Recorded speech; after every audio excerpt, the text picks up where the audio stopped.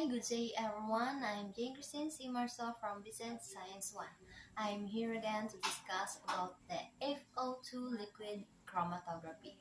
So let's proceed to liquid chromatography.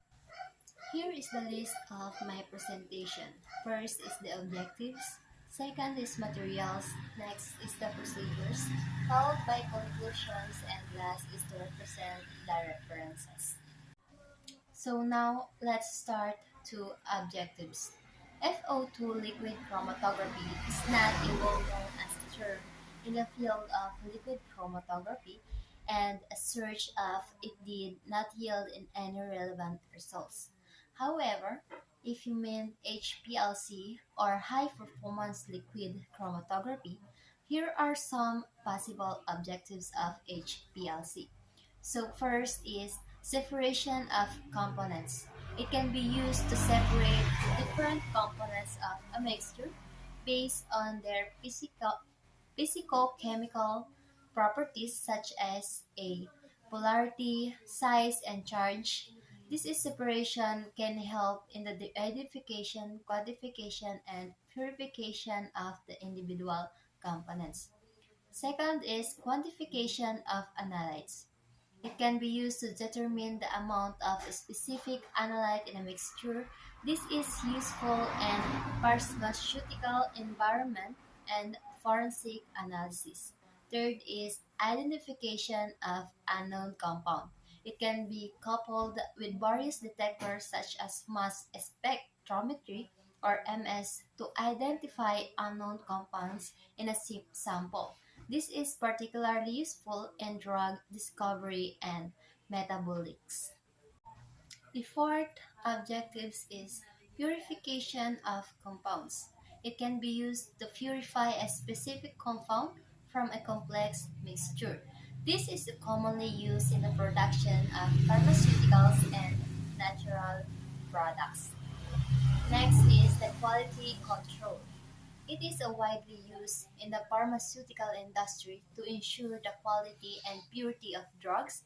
It can detect impurities and degradation products that may affect the safety and efficacy of a drugs. In short, the objectives of HPLC is depends on the specific application and the analytical questions that need to be answered. Now let's proceed to introduction. Liquid chromatography is a widely used separation technique in analytical chemistry that involves separating a mixture of components into its individual parts by passing it through a stationary phase or solid or liquid and a mobile phase or a liquid. The stationary phase is a solid or liquid material that is packed into a column or spread as a thin layer onto a flat surface. The mobile phase is a liquid solvent that flows through the stationary phase, carrying the mixture of components with it. As the mixture moves through the stationary phase, the individual components interact differently with the stationary phase and the mobile phase, leading to differences in their retention times and separation. The components are then detected and qualified as they exit the column or thin layer by various detection methods, such as UV spectroscopy, mass spectrometry, or fluorescein.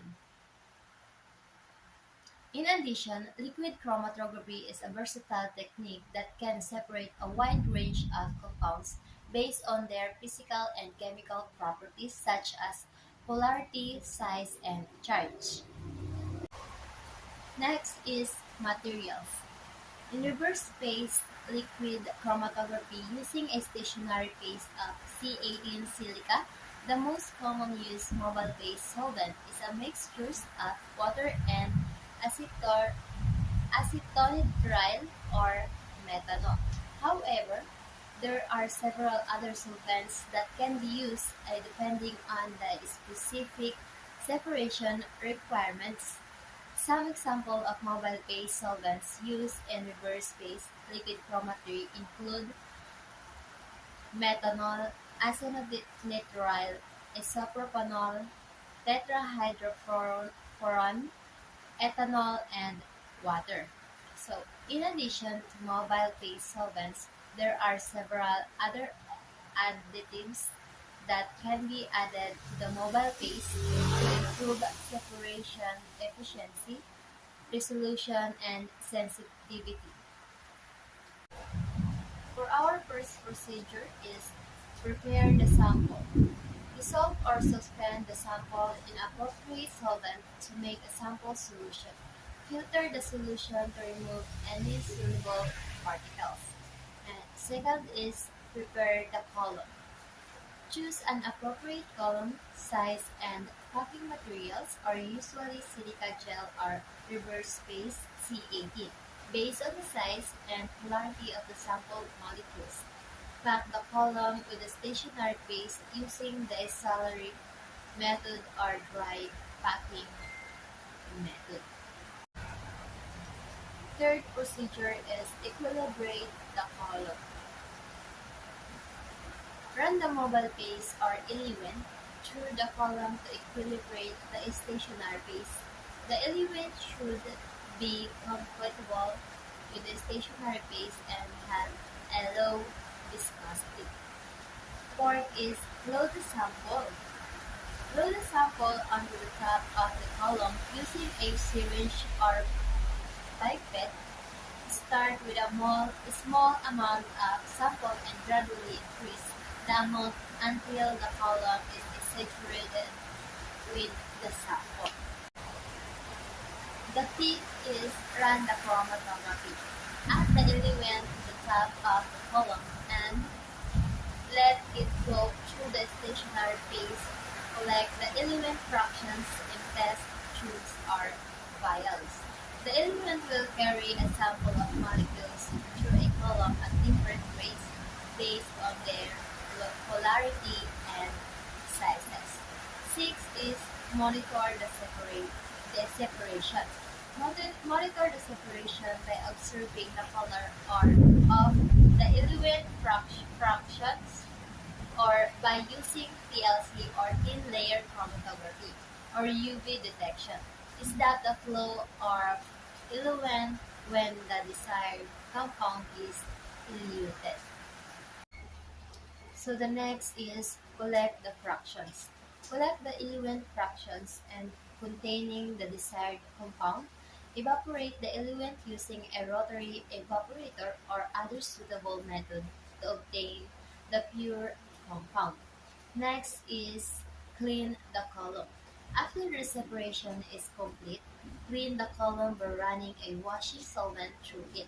This will remove any remaining sample molecules and regenerate the stationary base for the next use. So, don't forget to note that the specific procedures for FO2 liquid chromatography may vary depending on the sample and column used.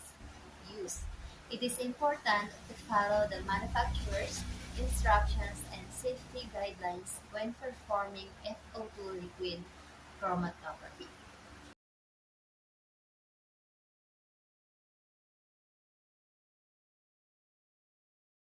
In this slide was represent the different references. In additional knowledge, the meaning of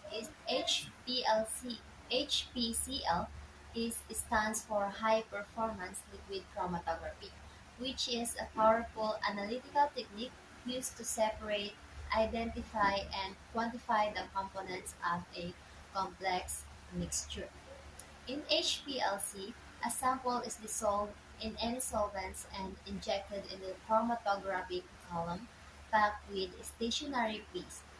As the mobile paste or solvent flows through the column, it interacts with the stationary paste and the individual components of the sample are separated based on their chemical and physical properties.